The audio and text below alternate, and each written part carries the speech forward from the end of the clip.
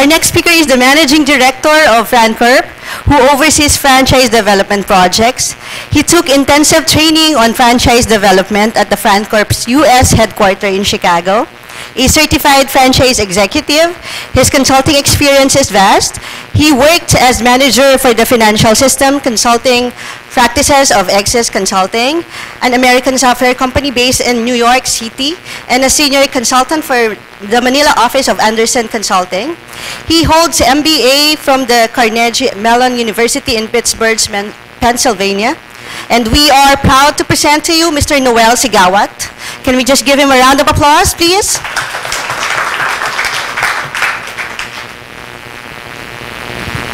Thank you, Edna. Good afternoon, everybody. When the Potato Corner video was playing, I saw some of you looking at the back. I think you may have been expecting that nakakatakam eh. So I think some of you were thinking there might be some French fries from Potato Corner following to be served. And maybe Mambing, next time we can ask Joe Mag to sample, no? So that people will not feel hungry, no, after the video. So welcome to the Franchise Your Business Seminar, and welcome to the Franchise Asia 2012. So, you know, Francorp has been doing these seminars for the last 16 years, no, every month, and we've done over 200 of these seminars, no? And I guess you're following in the footsteps of all these franchisors who've come before you. So in those seats, no, have also sat people like Ben Luzon of Generics Pharmacy, Ben Chan of Bench, Folded and Hunks, Dr. Pineda. No? So you're in good company. So it won't be far-fetched that maybe the next Tony Tan or the next Ben Luzon will be in this group. So I suggest, you know, you try to say hello to everybody and maybe exchange cards. You never know that the person sitting behind you or next to you will be the next franchise superstar. No? So, you know, maybe take a picture so that later on you can post in Facebook that you knew him back then. So, so what I'll be discussing is about the actual development of franchising. You know, how do you go about putting up a franchise program? So Mrs. Limoco talked about what franchising is, what are some of the services of the PFA. Now I'll go into the details of developing a program. What are the things you need to be able to be a franchisor? How many of you have businesses already or are representing businesses that are considering going into franchising? Maybe show of hands, please. Okay, most everybody, you know. And how many of you have been getting inquiries already? You're not yet franchising and people are already asking, nagfa-franchise na ba kayo? Are you already franchising your business? Many also, no? And what do you say, no, when people ask, are you already franchising? Can I, you know, can I talk to somebody? No?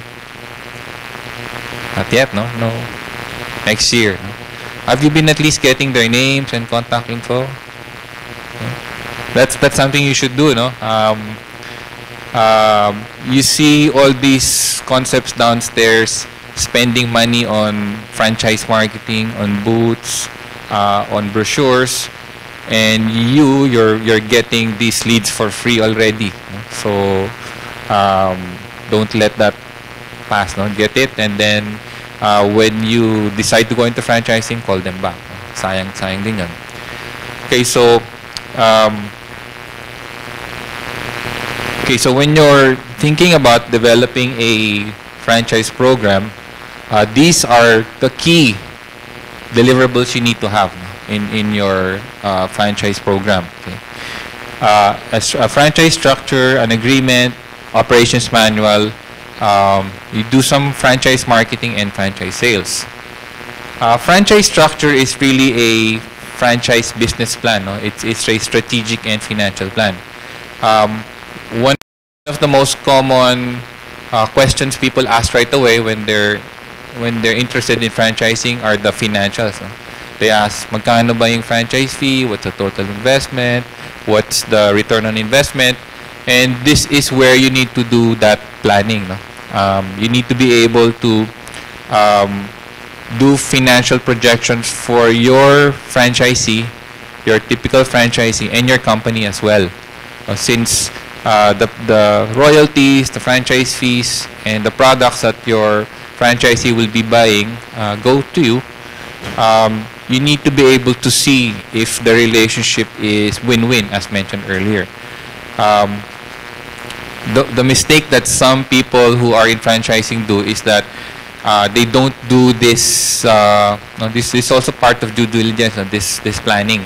So what they do instead is they just come up with the franchise fees and the royalties from out of thin air. No? So they say, siguro 500,000 total investment, okay na, and then of that, 150,000 is the franchise fee. No? That's going to be a hit and miss proposition. No? It's very possible that if that's how you derive your franchise fee, you could actually be losing money each time you sell a franchise. No? Because there are certain costs, certain expenses that you need to recover each time you sell a franchise. So later on in the next few slides, I'll explain how we actually go about computing franchise fee. So the franchise structure is like the blueprint of your whole franchise program. Not only the financials, but also the strategic issues need to be addressed. What are the strategic issues? For example, territory. When you grant a franchise, you grant them a certain trading area. No? Meaning, in this trading area, that's their market, that's where they sell. No? In the US, one of the leading causes of litigation between franchisor and franchisee is precisely territories area.